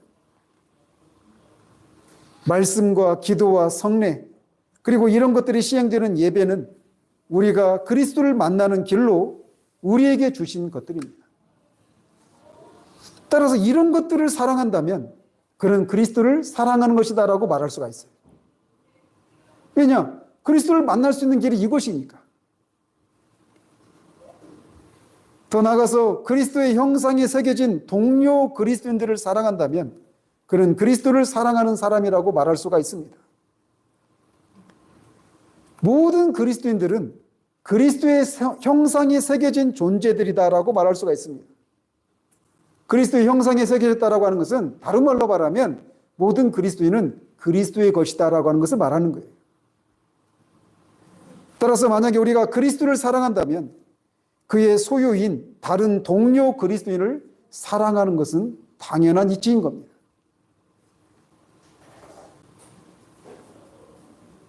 또 우리가 그리스도를 사랑하는지 아닌지를 알 수 있는 또 다른 방법이 있는데 그것은 우리가 그의 계명을 사랑하는가 아닌가를 통해서 알 수가 있습니다.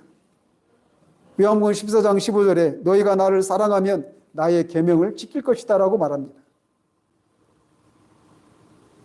주님의 계명을 지키는 것 때문에 우리가 이런저런 손해를 보게 된다 하더라도 기꺼이 그 계명을 지키려고 한다면 그는 그리스도를 사랑하는 사람이라고 말할 수가 있는 거예요. 이런 시금석들에 비추어서 여러분이 그리스도를 사랑하는 사람인지 아닌지를 들여다보시기를 바랍니다. 그리고 이런 것을 통해서 여러분이 그리스도를 사랑하는 사람이 아니라고 하는 것이 드러난다면 정직하게 여러분 자신을 인정하고 그리스도를 사랑하지 않는 죄를 회개하고 그 죄에서 돌이켜야 합니다.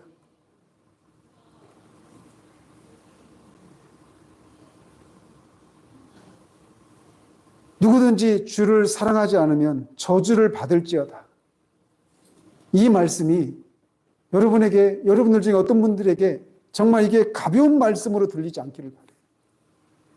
그리스도를 내가 정말 사랑하지 않고 있다라면 이 문제는 반드시 시급하게 해결되어야 될 가장 우선적인 문제라는 하는 것을 기억하시길 바랍니다.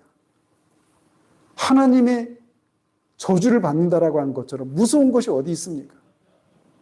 그렇기 때문에 이 문제를 모든 열리를 다 제치고 이 문제를 가장 시급한 문제로 아시고 이 문제를 해결하십시오. 여러분의 죄를 회개하시고 예수 그리스도를 성경이 말하는 대로 그 예수 그리스도를 믿으시기를 바랍니다. 또 예수 그리스도를 앞에서 언급한 방식대로 사랑하지 않고 미미하게 사랑하는 사람들은 이것을 기억하십시오.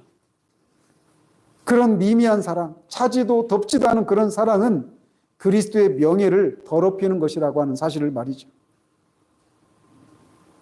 그리스도는 절대적인 사랑을 받으셔야만 하는 분이십니다. 최고의 사랑을 받으셔야 되는 분이십니다.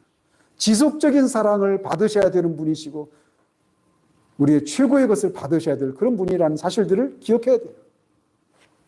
그렇기 때문에 우리가 그리스도를 사랑하는가 아닌가 이 문제를 가볍게 처리하지 않는 여러분들 되시길 바라요. 우리가 누군가를 사랑하게 되면 반드시 입만 열면 우리가 사랑하는 사람에 대한 얘기를 합니다. 주식에 꽂힌 사람은 입만 열면 주식에 대한 얘기를 합니다. 코인에 빠진 사람도 입만 열면 코인 그 가격이 어떻게 됐는지, 앞으로 어떻게 될 것인지, 사람은 마음속에 있는 것을 말을 통해서 드러내게 되어 있어요. 따라서 우리가 누군가를 사랑하면 입만 열면 온통 우리 누구 이런 얘기를 합니다. 제가 신대원에 달 때 몇 번 얘기했죠. 그때 막 하연이 낳고 여의 낳고 이제 그런 때였어요. 근데 일주일에 한 번씩 집에 왔다 가면, 기숙사에 있다가 집에 한 번 왔다 가면 막 애들이 눈이 밟히죠. 같이 그 방송에 있는 전사님들한테 얘기하는 거예요. 우리 하연이가, 우리 여의가 막. 나는 막 신나서 얘기하는데 안타깝게도 그 전사님이 다 결혼을 하지 않은 전사님들이 그걸 몰라. 우리가 누군가를 사랑하면 입만 열면 그 대상을 얘기하게 되어 있습니다. 그리스도를 향한 사랑이 없으면 그리스도를 향한 열심도 나오지 않습니다. 사랑이 그리스도를 향한 우리의 신앙의 모습을 이끌어가는 거예요. 그러니까 여러분이 이걸 가지고도 여러분의 영적인 현 주소를 한번 점검해 볼 수가 있는 겁니다. 왜 내가 요즘 그렇게 신앙이 뜨뜻미지근할까? 열정이 없을까? 여러 가지 이유가 있을 수 있지만 근본적인 원인은 그리스도를 향한 우리의 사랑이 뭔가 이상전선이 생겼다는 겁니다.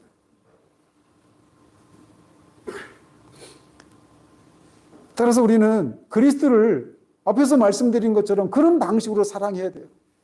그걸 위해서 실천적인 방안 몇 가지를 말씀드리고 말씀을 맺도록 합니다. 항상 이런 말씀의 은혜를 많이 받아요. 말씀을 맺는다. 마지막으로. 우리가 정말 그리스도를 사랑하기 위해서는 앞에서도 말씀드렸죠. 그리스도를 알아야 합니다. 그리스도를 알아야 그리스도를 사랑할 수 있게 되는 거예요.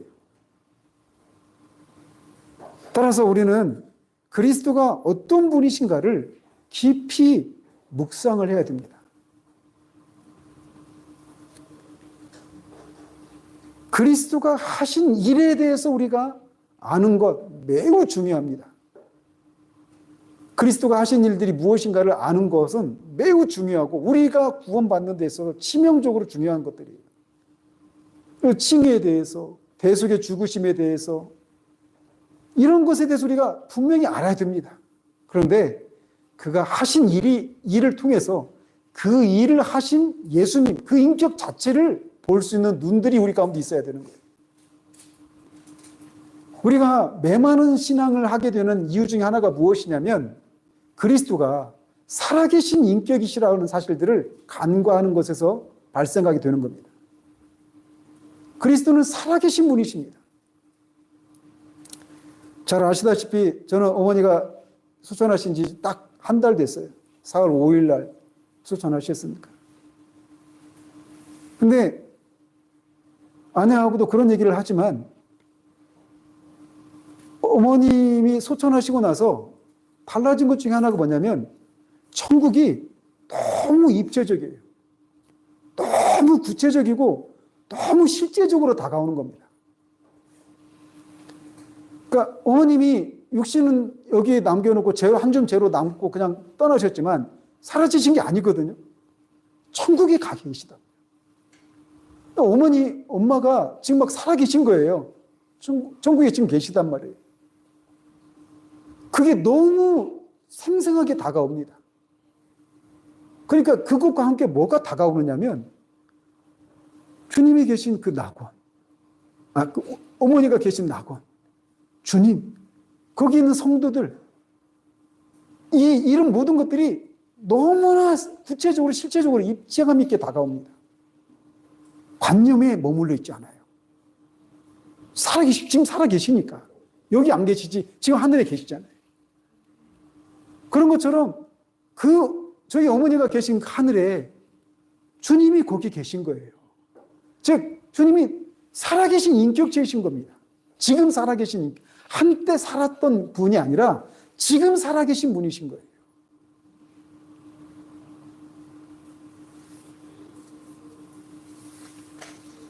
그래서 우리는 그리스도가 어떤 분이신가를 그분이 하신 일을 통해서 아는 일에 열심을 내야 됩니다. 그리스도가 얼마나 인격적으로 탁월한 분이시고 얼마나 영광스러운 분이신가. 그분의 선하심에 대해서, 그분의 지혜에 대해서, 그분의 인자와 긍휼과 자비에 대해서 우리가 생각하는 것이 필요해요. 묵상하는 것이 필요하단 말입니다. 그가 하신 일, 교리들 이런 것들을 통해서 이 교리들 이게 중요하지 않다는 얘기가 아닙니다. 제가 그래서 계속 성경 공부하면서도 말씀드리잖아요. 우리가 이런 교리 공부하는 것을 통해서 우리가 정리된 지식을 갖고 이 통일된 시각으로 모든 것들을 볼 수 있는 눈들이 분명히 생겨요. 이런 공부를 하게 되면. 그런데 그게 궁극적인 목적에서는 안 된다고 말씀드렸어요. 그 교리가, 그 진리가 가리키고 있는 하나님, 그리스도를 향한 갈망과 추구, 이것으로 이어져야 된다고 말씀드리지 않습니까? 우리의 신앙이 메마른 이유가 무엇이냐면 그가 하신 일, 이 교리, 여기에 머무르기 때문에 결국은 메말라져요. 이 교리를 알지 못했을 때는 그 하나하나 깨닫는 것이 기쁘죠. 그리고 막 정리되니까. 그런데 어느 시간이 지나면 이제 어느 정도 압니다. 처음에 막 허겁지겁 이런 용어 써서 죄송하지만 막 배고파서 막 허겁지겁 먹을 때 퍼먹는단 말이야. 막 그렇게 막 허겁지겁 막 퍼먹다가 어느 정도 식욕이 딱 차면 배가 부르면 이제 숟가락 놓잖아요. 그런 것처럼 여러분이 이전에 알지 못했던 어떤 진리의 체계들, 교리 체계들 이런 것들을 배워갈 때 그 처음에 그 기쁨이 있습니다. 그 깨달음의 기쁨이 막 있어요. 그런데 거기에서 멈추면 안 돼요. 감사한 일이고 기쁜 일인 것은 사실이에요. 그런데 거기서 멈추면 안 돼요. 그것이 가리키고 있는 살아계신 인격체이신 그리스도를 알고 그분과 교제를 나누는 이런 데로 나가야 되는 거예요. 그분이 얼마나 거룩하고 순결한 분인지를 생각해야 합니다. 그분이 얼마나 순결한 분인지를 알면 알수록 우리는 그 순결하신 주님의 마음을 아프게 해드리지 않고자 하는 마음이 자연스럽게 생겨나는 것입니다. 제가 여러 번 얘기를 해서 식상한 얘기일 수도 있는데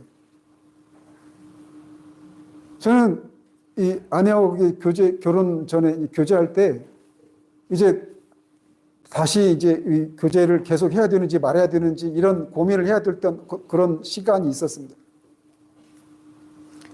그런 시기에 주님이 알게 하셨던 게 뭐냐면 주님이 제 자신이 주님을 향해서 아까 앞에서 말씀드렸죠. 우리가 주님을 향한 신자의 사랑은 계산적이고 이런 것이어서는 안 된다.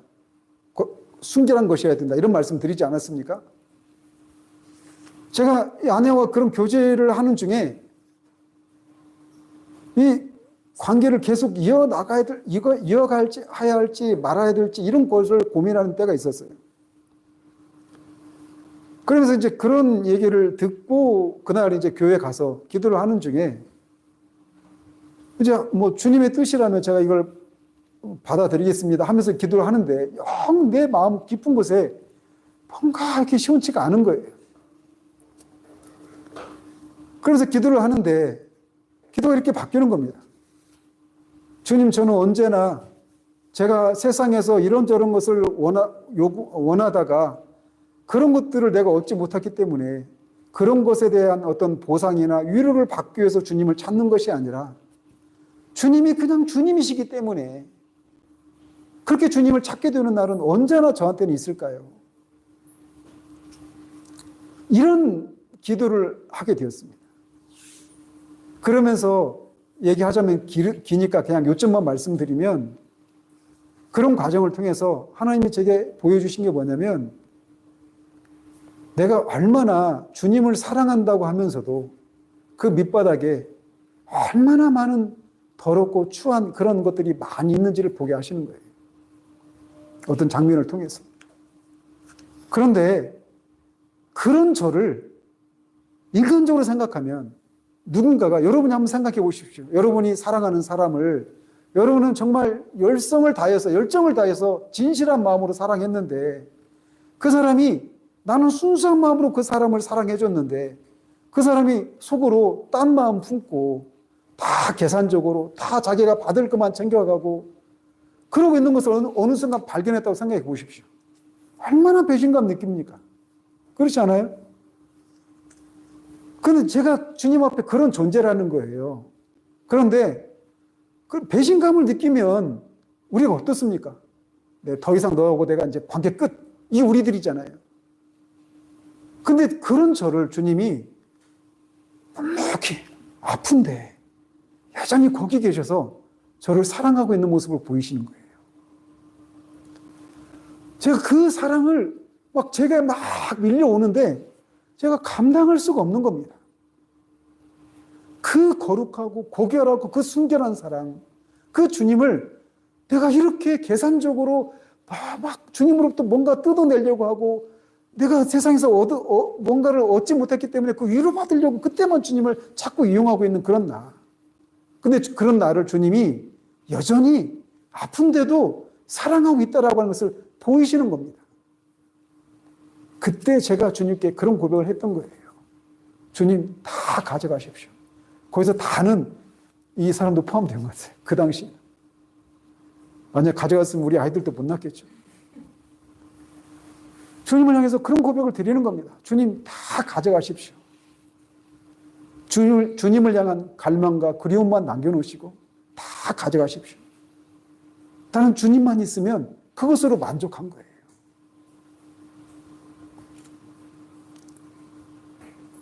주님의 거룩함과 순결함을 많이 묵상하십시오. 주님이 만나셨던, 주님이 대하셨던 그 사람들과의 그 만남을, 그 만남의 그 장면, 아까도 말씀드렸잖아요. 그 주님이 만났던 여러 사람들. 그때 주님이 얼마나 진실한 마음으로, 긍휼히 여기는 마음으로, 순결한 사랑으로 그들을 대했는지. 거기에 나타나는 주님의 그 성품을 발견하시는 여러분이 되시길 바라요. 그러면 우리가 주님을 사랑하게 됩니다. 우리의 불순한 사랑의 동기들이 정화되는 일이 일어나요.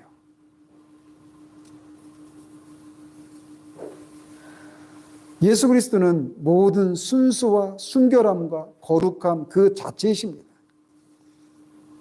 참된 그리스도인의 소망은 아무런 흠이나 불결하고 계산적인 것이 없이 순수하고 순결함 그 자체를 소유하고 그런 사람이 되는 것입니다.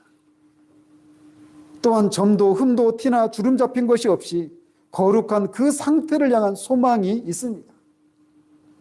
그런데 바로 예수 그리스도가 그 거룩함과 순결함 그 자체이시라는 거예요. 그렇기 때문에 그분은 사랑을 받으시기에 합당하십니다. 그분의 그 거룩하고 순결한 그 마음, 그 마음에 우리가 상체기를 내는 것은 얼마나 그분을 아프게 드리는 것인가라고 하는 것을 우리가 기억해야 됩니다. 그렇기 때문에 그분을 미미한 방식으로 사랑하는 것은 그분에게 큰 슬픔을 드리는 것임을 기억하십시오. 마찬가지로 그분의 전지하심과 지혜와 진실하심과 성실하심을 깊이 숙고하십시오. 그분의 인자와 긍휼과 자비를 깊이 생각하십시오. 이런 분이, 이 주님이 이런 분이라고 하는 소리가 알면 알수록 우리는 그분을 순결한 마음으로 지속적인 방식으로 그분을 사랑하게 됩니다.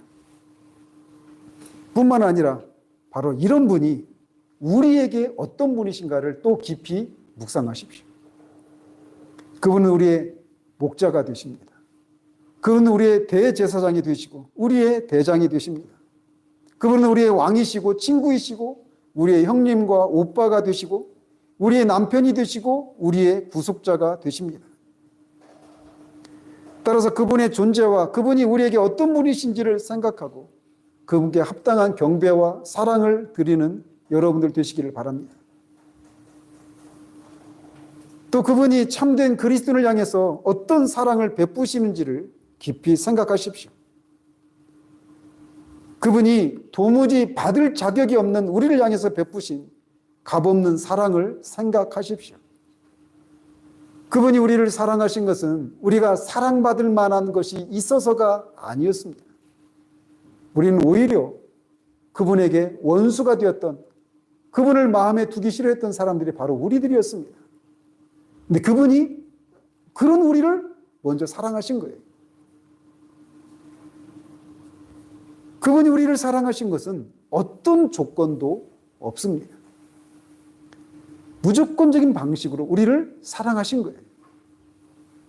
그렇기 때문에 그분이 그런 고귀하신 분이 우리를 사랑하시기 때문에 그 결과 우리가 존귀한 자가, 고귀한 자들이 될 수 있었던 것입니다.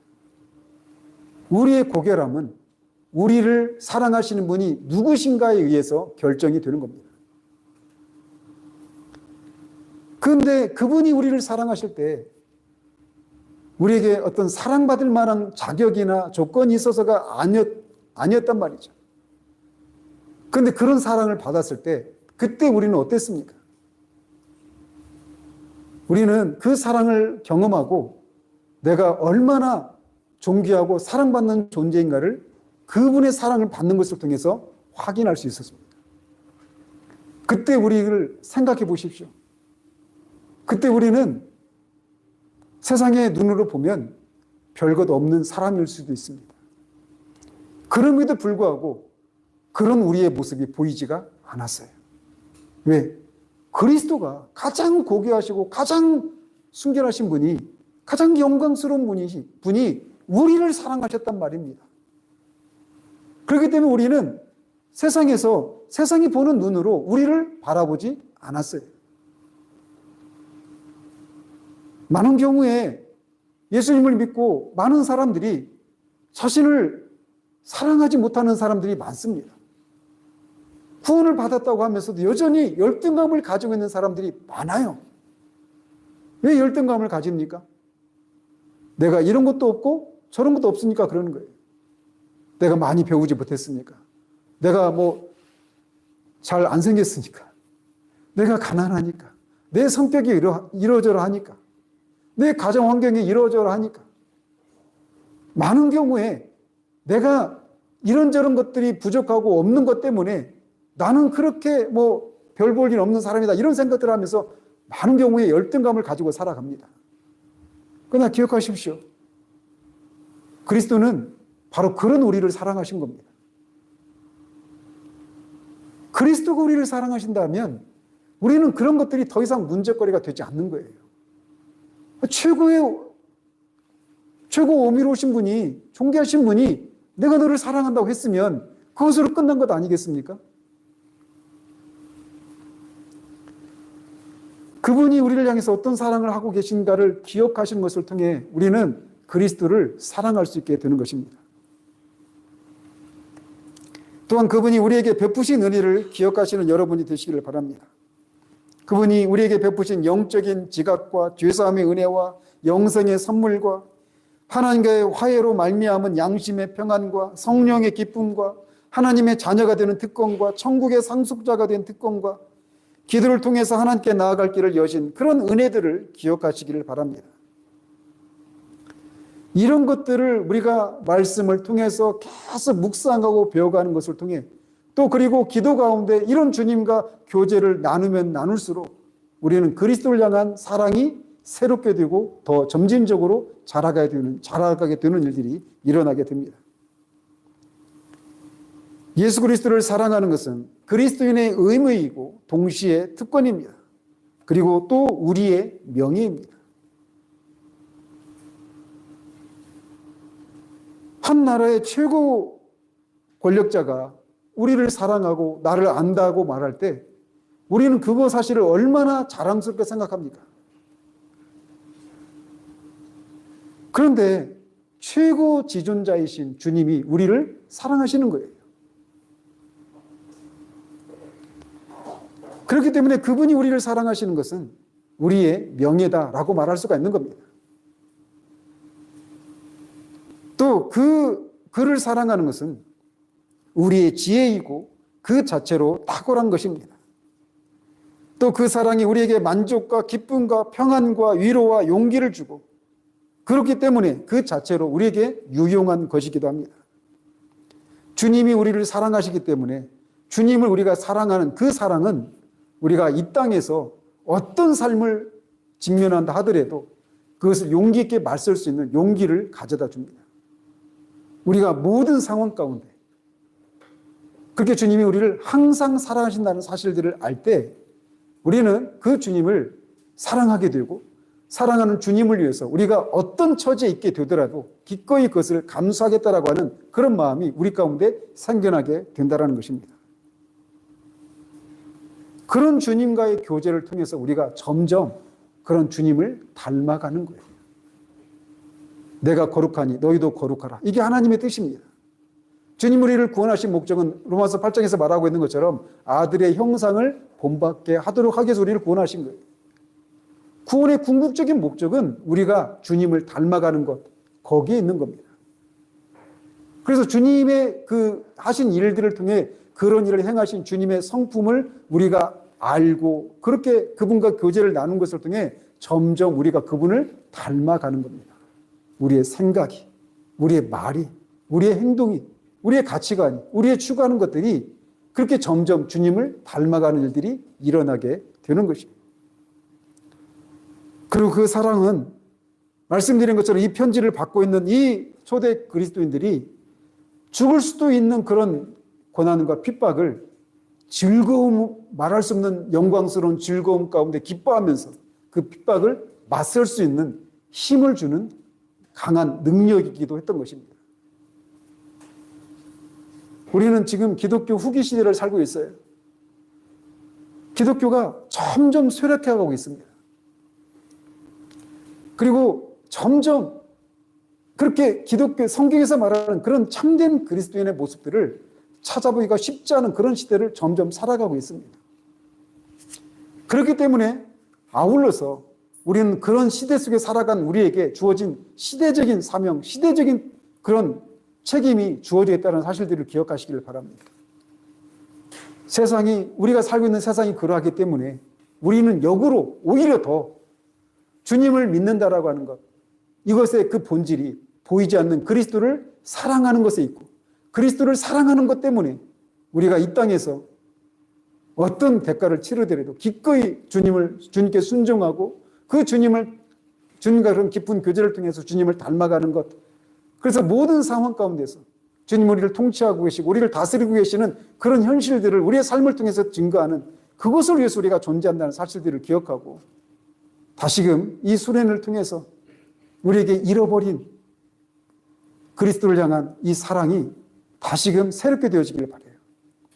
지금 그런 사랑을 하고 있다라면 여러분들이 그 사랑을 잃어버리지 않기 위해서 제가 구체적으로 말씀드린 것처럼 그 그리스도가 하신 일을 통해서 그 일을 하신 그리스도가 어떤 분이신지 그분의 성품을 깊이 묵상할 수 있는 여러분들 되시길 바랍니다. 기독교는 살아계신 그리스도와의 관계입니다. 살아계신 인격체신 그리스도와 관계를 누린 이게 참된 기독교예요. 마땅히 믿어야 될 여러 가지 교리 체계들을 믿고 그리스도인의 삶 몇 가지를 살아가는 것이 기독교의 삶의 전부가 아닙니다. 이 그리스도, 살아계신 인격체신 그리스도를 알고 그분을 사랑하고 그분이 우리를 사랑하는 이 사랑의 관계를 누리는 것, 이것이 기독교의 본질이고 핵심입니다. 이것을 살아낼 수 있는, 또 살아내고자 하는 그런 저와 여러분들 되시기를 우리 주님의 이름으로 축원드립니다. 하나님 아버지, 말씀에 집중하기 쉽지 않은 그런 상황 가운데서 말씀을 전하고 들었습니다.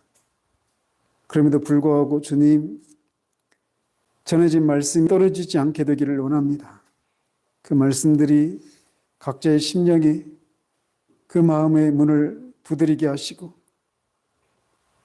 우리를 여전히 그렇게 고결하고 순결하게 정말 사랑하고 계신 그 주님의 마음을 우리 모두가 깊이 깨달아 알 수 있도록 하나님 도우셔서 누군가는 그 주님의 사랑을 인하여서 처음으로 주님을 사랑하는 일들이 일어날 수 있게 되기를 원합니다. 이미 그 사랑이 무엇인지 알았지만, 그리고 한때는 누렸지만, 지금은 그 사랑의 순결함과 열정이 식어지고 희미해져 있는 사람이 있다라면 다시금 주님을 향한 최고의 사랑이, 그 뜨거운 사랑이, 신실한 사랑이 회복되어지는 은혜가 있게 되기를 원합니다. 주님의 은혜로 그런 사랑을 지금 하고 있다라면 그 사랑이 변함없이 지속되기를 위해서 주님을 깊이 묵상하는 그런 사람들 될 수 있도록 도와주시옵소서.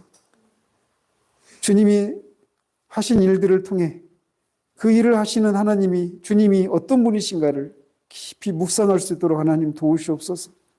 말씀 속에서, 기도 가운데서 그런 주님을 그렇게 알고 만나는 것을 통해 주님을 더 깊이 사랑하고 주님과 그런 사랑의 교제를 나누는 것을 통해서 주님과 같이 우리도 거룩해지고 순결해지고 더 사랑스러워지고 긍휼의 마음을 품는 사람들 될 수 있도록 도우시고, 자비가 풍성한 사람들 될 수 있도록 도우시고, 거룩하고 진실하고 성실한 사람들 될 수 있도록 하나님 도우시기를 원합니다. 주님과 그런 교제 속에서 비로소 우리가 어떤 사람인가가 비로소 드러납니다. 그렇게 우리의 부족함이, 연약함이 드러날 때마다 드러내 주시는 것은 우리가 주님 앞에 얼마나 자격이 없는 사람인가를 알게 하는 데서 그것을 드러내는 것이 궁극적인 목적이 아닌 것을 기억하는 우리들 될 수 있도록 도우시옵소서. 그것을 통해서 궁극적으로는 주님이 그런 우리를 고치시고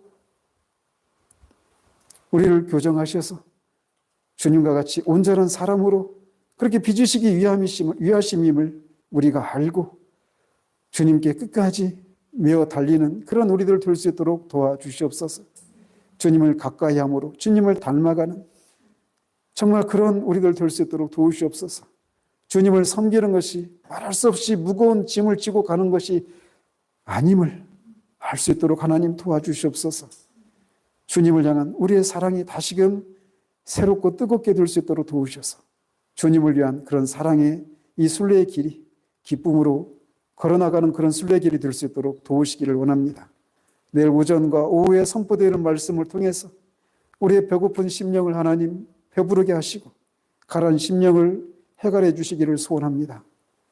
예수 그리스도 이름으로 기도합니다. 아멘.